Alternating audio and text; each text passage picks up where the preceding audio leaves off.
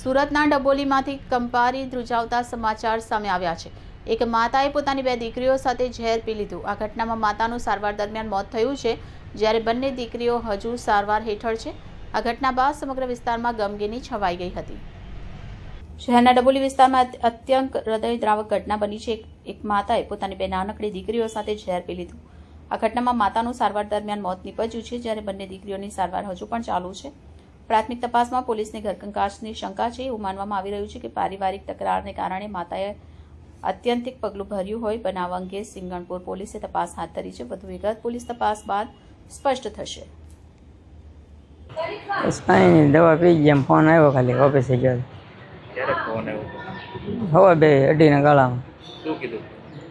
દવા પી ગઈ। મેં કીધું હું કાંઈ કારણ કાંઈ નહીં, કે બસ મારે નથી જીવવું। કેટલા લોકોએ દવા પી?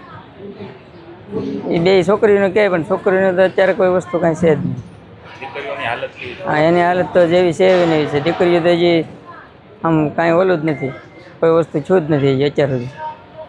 શું કામ ધંધો કરતો હતો? ડાયમંડ હીરા। તમને શું કારણ લાગે? કાંઈ નહીં, બસ એને માનસિક જ આમ એના મનમાં જ એવું થઈ ગયું। નકર તો હું જાઉં થોડોક 10-15 મિનિટનો, મારે અડધો કલાકનો જ વેળો રહ્યો, તો હું ઓફિસે ન જાઉં ને, મને કાંઈ કારણ હોય તો।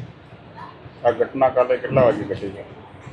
એ બસ અઢીના ગાળામાં થયું। એમ શાક સુધારતી હતી, હું ફ્રૂટ લાવ્યો હતો, ફ્રૂટ જ્યુસ પાયું, એવું બધું શીખવું ને એવું બધું।